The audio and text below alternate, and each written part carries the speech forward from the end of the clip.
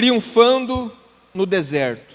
E quero começar essa reflexão com algumas indagações, e a primeira delas é: quantas foram as vezes que você já se pegou em desespero, falando com Deus?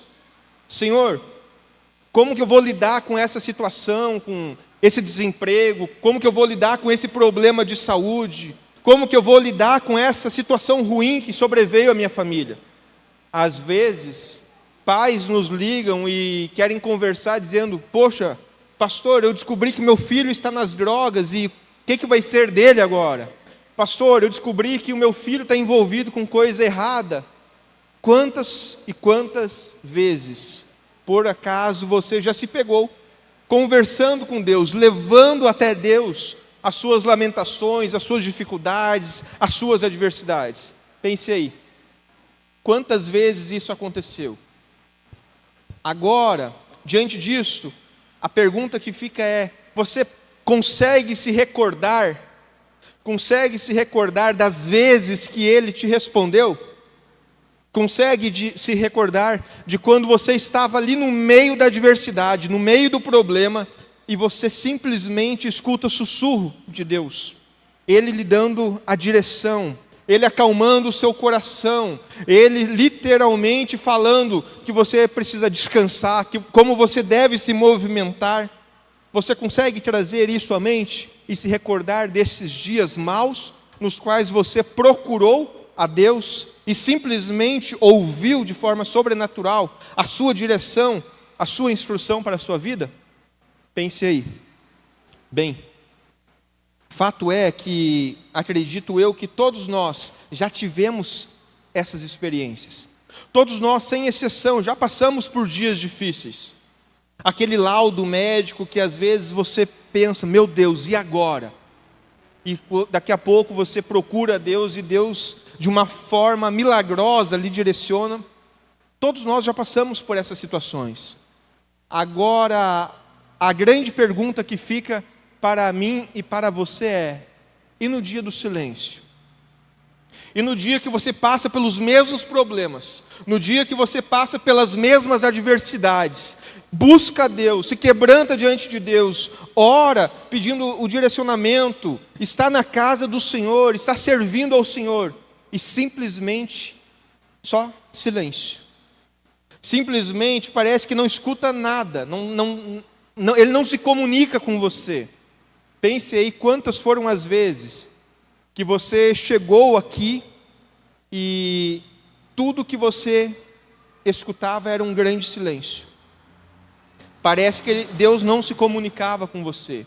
Tal qual o Jó, você talvez saía daqui pensando: se eu vou para o leste, lá ele não está. Se eu vou para o oeste, não consigo encontrá-lo. Quantas foram as vezes que você saiu daqui assim: poxa, eu busquei ao Senhor, eu dobrei os meus joelhos, eu orei, eu fui nos cultos, eu participei dos encontros, participei dos pequenos grupos, e só silêncio. Pense aí, quantas as vezes você simplesmente não ouvia nada? Nada, nada, nada. Bem, acredito que, assim como ouvir os sussurros de Deus em momentos pontuais, todos nós também, sem exceção, iremos em algum momento, em algum ciclo, em alguma fase da nossa vida, passar pelo deserto, passar por momentos que simplesmente a gente não ouve, a gente não escuta, momentos que parece que Deus está longe. Na realidade, quando Ele está perto, mas parece que Ele está longe, porque não está havendo a comunicação. Onde eu quero dizer para você essa noite, eu quero lhe convidar a trilhar o deserto. Eu não sei como você entrou por essa porta e não sei qual é o momento da vida que você está vivenciando. De repente você pode estar ouvindo Deus todos os dias, e glória a Deus por isso. Mas de repente você entrou por esta porta e disse: nem sei quando foi a última vez que eu ouvi Deus se comunicar comigo, que eu ouvi Ele responder uma oração, que eu ouvi Ele responder a minha intercessão em favor de alguém. De repente você chegou aqui assim essa noite, e eu quero lhe convidar a orar e pedir para que Deus tenha liberdade que o seu Espírito tenha a liberdade para falar, para ministrar ao meu e ao seu coração essa noite. Vamos orar. Senhor Jesus, nós estamos reunidos neste auditório com um único intuito: render culto, louvor, honra e glória ao único digno, Cristo Jesus. E neste momento, nós rogamos ao Pai que seu Espírito possa pairar em nosso meio. Teu Espírito possa falar a cada coração aqui. E que independente da fase, do ciclo, da forma como cada um adentrou essa porta, seja de comunhão, de intimidade com o Senhor, de estar ouvindo a sua voz, ou seja, por um momento de silêncio, eu rogo a Ti que de alguma forma Tu fales e ministre ao coração do seu povo aqui reunido esta noite, ao povo que está assistindo esta live, que de alguma forma o Teu Espírito Santo possa tocar e ministrar. Em nome de Jesus que eu oro. Amém. E amém. Bem, fato é que eu e vocês talvez estejamos passando pelo deserto. Mas eu queria deixar para você essa noite uma palavra. E a palavra é: o deserto é um lugar de formação espiritual. Homens, guerreiros, valentes do Senhor, trilharam o deserto. Se a gente for olhar para Moisés, se a gente for olhar para José, se a gente for olhar para Jó, se a gente for olhar para tantos homens, tantos valentes do Senhor, eles passaram por ali. Só que o que me contenta, o que transborda o meu coração de paz em meio ao deserto, é que esses homens, assim como eu, assim como vocês, não estamos sós. A gente olha para a palavra de Deus e vai ver que o nosso Senhor, o nosso Deus, Ele está ao nosso lado. Ele peleja por nós, muitas vezes sem sequer vermos. Muitas vezes sem sequer ouvirmos, Ele está pelejando. Então, hoje eu convido você a trilhar pelo caminho que Moisés, que José e tantos outros valentes de Deus já passaram. O próximo slide, pode passar ali, ele vai dizer que o deserto não é lugar por onde, o deserto é o lugar por onde todo filho de Deus passa. É a rota para a terra prometida. Todos nós, em alguma fase, em algum ciclo, em algum momento das nossas vidas, iremos trilhar. Abra sua Bíblia no livro de Êxodo, e eu quero lhe convidar a olhar para uma história muito conhecida. História essa que eu já os convidei a refletir por uma série de vezes. E essa história, ela sempre me ensina muitas coisas. Êxodo capítulo 14, versículos 5 ao 12, vai dizer o seguinte, Êxodo 14, versículo 5. Contaram ao rei do Egito que o povo havia fugido. Então o faraó e os seus conselheiros mudaram de ideia e disseram: o que foi que fizemos? Deixamos os israelitas saírem e perdemos os nossos escravos. Então o faraó mandou aprontar a sua carruagem e levou consigo o seu exército. Levou todos os carros de guerra, inclusive 600 dos melhores desses carros, cada um com um oficial no comando. O Senhor endureceu o coração do faraó, rei do Egito, e este perseguiu os israelitas, que marchavam triunfante. Os egípcios, com todos os cavalos e carros de guerra do faraó, os cavaleiros e a infantaria, saíram em perseguição aos israelitas, e os alcançaram quando estavam acampados à beira-mar, perto de Pi-Hairote, de fronte a Baal-Zephon. Ao aproximar-se o faraó, os israelitas olharam e avistaram os egípcios, que marchavam em direção deles, e aterrorizados, clamaram ao Senhor. Disseram a Moisés: foi por falta de túmulos no Egito que vocês nos trouxe para morrermos no deserto? O que fez conosco, tirando-nos de lá? Já lhe tínhamos dito no Egito: deixe-nos em paz, seremos escravos dos egípcios, antes sermos escravos dos egípcios, do que morrer no deserto. Primeira coisa que eu quero chamar a sua atenção para este texto é acerca da incredulidade do povo. Um povo incrédulo. Um povo que já tinha visto o mover sobrenatural de Deus. O nosso Senhor já havia, de maneira sobrenatural, enviado as 10 pragas à nação egípcia, já havia aniquilado com os primogênitos daquela terra. O mover do Senhor foi tão grande em meio àquele povo, que o próprio faraó mandou chamar Moisés e Arão e disse: olhe, pegue as coisas de vocês e vão embora. Pegue as coisas de vocês e vão embora. Êxodo 12, versículo 31 vai dizer: deixem o meu povo e levem os demais com vocês. Moisés e Arão, ao sair com o povo, a gente vê justamente o movimento, a ação de Deus para com o povo. Durante o dia ia como uma nuvem à frente, direcionando, guiando. À noite ia como uma coluna de fogo. Próximo slide. À noite era uma coluna de fogo, protegendo, guardando o povo. Estava ali justamente cuidando para que o inimigo não chegasse até eles. E assim a gente vê o mover, o sobrenatural, uma ação divina para com o povo. Agora, mesmo depois das 10 pragas, mesmo depois da morte dos primogênitos, mesmo depois da nuvem, da coluna de fogo, ainda assim, a nação do Senhor era incrédula. Incrédula a ponto de dizer ali, como vimos no versículo 11: foi por falta de túmulos no Egito que vocês nos trouxe para morrermos. O que você fez conosco? O que você fez conosco? Por que nos tirou do Egito?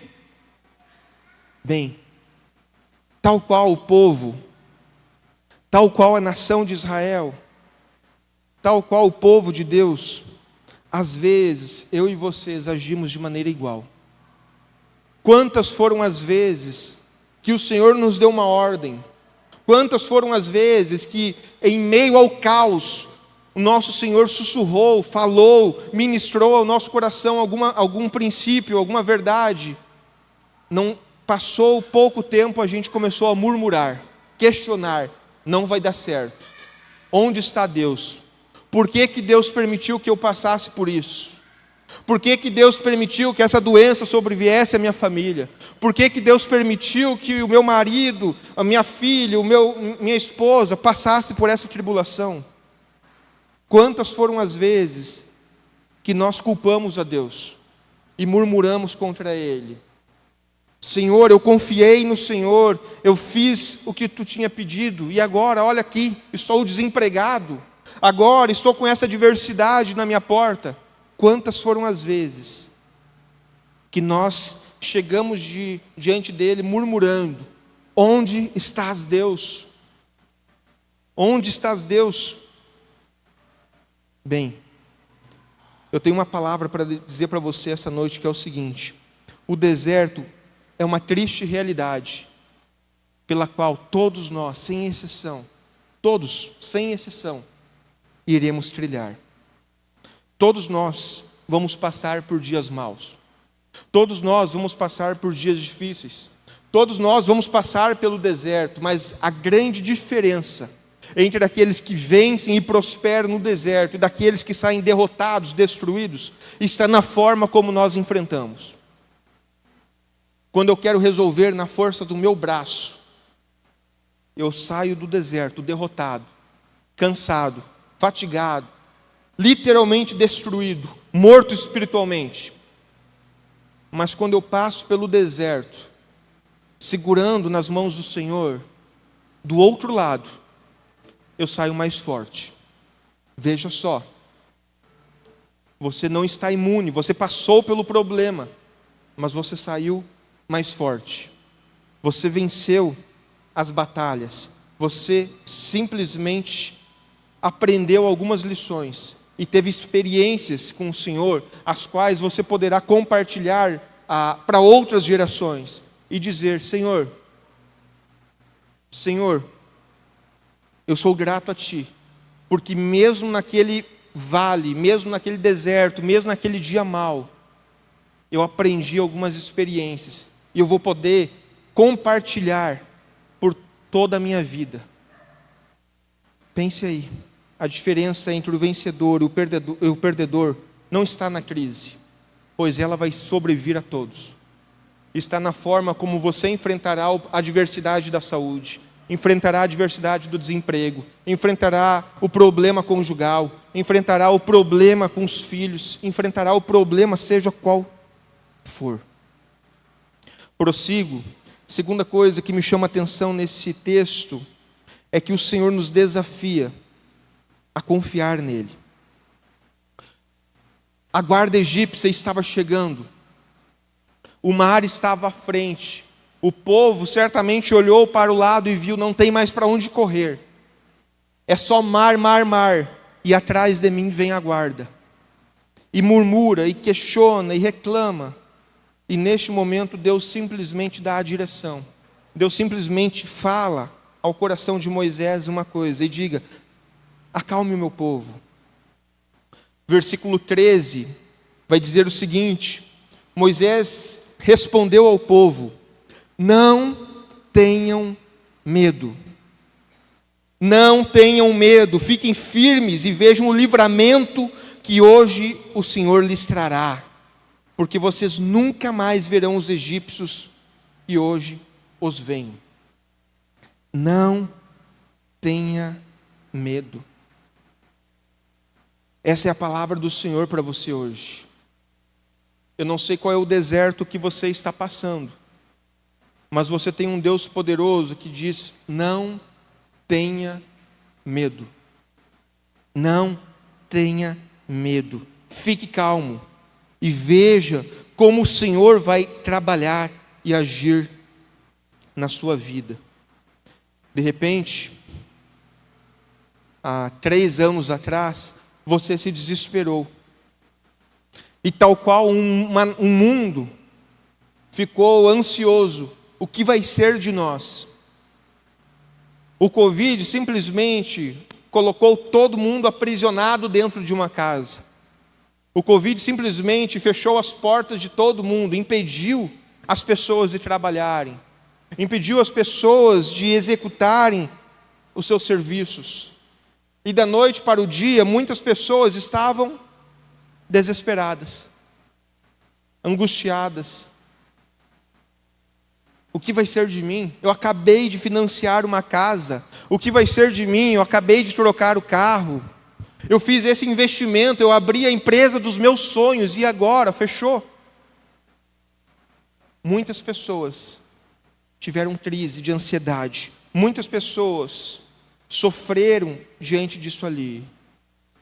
E em meio àquelas crises, muitas pessoas simplesmente saíram derrotadas, porque queriam resolver o problema com o seu braço, mas esqueceram de um Deus que luta, que peleja, que está com nós. Quantas foram as pessoas que passaram pelo Covid e saíram mais fortes? Passaram pela adversidade e saíram mais fortes, porque entenderam que era um período que Deus estava dizendo, simplesmente descanse e escute o que eu tenho para te falar. Escute os passos, a direção que eu vou lhe dar. Quantas pessoas saíram mais fortes?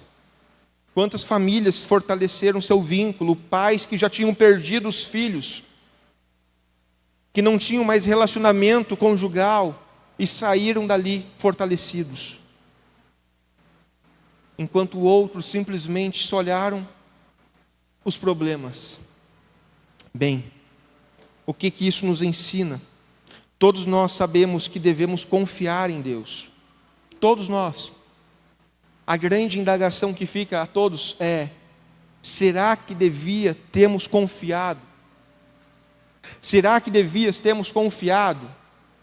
Cá entre nós, confiar em Deus quando tudo é favorável é muito bom. Confiar em Deus quando ninguém tem problema de saúde. Tu olha para a conta bancária e tu vê dinheiro. Tu olha para o seu trabalho, as coisas estão indo bem. Tu olha para a sua família, todos os relacionamentos estão bem. É maravilhoso. Mas confiar em Deus, quando você olha para o emprego e vê, meu Deus, mais um mês que eu não vou cumprir a meta. Meu Jesus, o que vai ser da gente? Confiar em Deus quando vem o laudo médico e diz, olha, há um problema e vocês vão precisar passar por um tratamento. E esse tratamento, ele tem um custo mas também não é um custo somente financeiro, mas um custo emocional, porque a gente se envolve, a gente sofre, a gente padece. Será que às vezes, quando tudo começa a dar errado à nossa volta, simplesmente da noite para o dia, a gente não se porta tal qual o povo e diz: onde está você? Tu não está vendo? Os egípcios estão chegando, os boletos estão caindo na mesa, os problemas estão batendo, eu já vou perder minha esposa, o meu filho, vou perder. Onde está a nossa confiança quando os dias maus batem a minha e a sua porta? Infelizmente, muitos cristãos nesses momentos dão um péssimo testemunho. Muitos cristãos nos dias maus se portam como incrédulos. E na força do braço querem resolver tudo e no fim descobrem que eles não têm força para passar pelo mar sozinhos. Bem, ao final dessa passagem bíblica, você vai ver que a palavra de Deus nos ensina que até mesmo nos piores momentos da nossa vida, até mesmo nos momentos terríveis de adversidade, nós podemos tirar lições boas. E eu quero lhe convidar, a meio a essa perseguição, a olhar para algumas coisas boas. Prossigo para o terceiro e último tópico, que é quando o Senhor então nos convoca a confiar, mas também a obedecer. A palavra de Deus diz, ou desafia agora Moisés a crer no mover sobrenatural, a crer em algo que nunca antes tivera acontecido, a crer em algo que somente um Deus vivo e operante poderia realizar. Êxodo capítulo 14, versículo 15 e 16 vai dizer o seguinte: disse então o Senhor a Moisés: por que você está clamando a mim? Diga aos israelitas: marchem, marchem, avante. Erga a sua vara e estenda a mão sobre o mar, e as águas se dividirão, para que os israelitas atravessem o mar em terra seca. Diga ao povo: marche. Hoje o Senhor está dizendo para cada um de nós aqui: marche. Francisco, marche. Águida, marche. Jardel, marche. Hoje o Senhor está dizendo a cada um aqui: marche. Não tenha medo, não desanime, simplesmente marche. Bem, quando nos dispomos a andar segundo a direção de Deus, não quer dizer que a gente vai passar por somente bonança. Quando nos dispomos a andar com Deus, em muitos momentos, em muitos ciclos, em muitas fases das nossas vidas, iremos passar pelo deserto. Mas apesar de passar pelo deserto, precisamos passar marchando, confiante, que não estamos sós. Não estamos sós. O segredo da vitória em meio à crise é peregrinar simplesmente em obediência. Obedecer a Deus não é uma coisa fácil. Obedecer a Deus não é uma coisa para pessoas fracas. Obedecer a Deus quando o luto sobrevém a você é difícil. Obedecer a Deus quando você olha para as finanças e vê as saídas maiores do que as entradas é difícil. Obedecer a Deus quando você olha para dentro da família e vê os problemas, já perdeu o relacionamento com o filho, com o marido, com a esposa, é difícil. Mas mesmo neste tempo, o Senhor nos convoca simplesmente a ter fé, a obedecer, que Ele pode tirar aquele filho das drogas num estralar de dedos. Alguns anos atrás, eu e o Jardel fomos incluídos num grupo, e o grupo era assim: Meu filho foi ao mundo. E naquela mensagem, aquele pai simplesmente estava esbravejando, murmurando, culpando a Deus, o mundo e os pastores, porque o filho tinha ido ao mundo. Ele recebeu uma ligação que o filho estava drogado, alcoolizado, drogado, e o filho estava na UTI. E ele simplesmente esbravejou com o mundo, com Deus, com os pastores e por aí vai. A culpa era dos pastores, a culpa era da igreja, a culpa era de todos. Mas ali foi talvez um deserto que aquele pai precisou passar para abrir os olhos e ver que ele não era um sacerdote no seu lar. Ele não era um pai que instruía o filho nos caminhos do Senhor. O máximo que ele fazia era levar uma igreja. Isso quando ele ia. Ele precisou passar por aquele deserto e ver que o filho, uma pessoa querida de dentro da casa, simplesmente estava perdido em meio às drogas.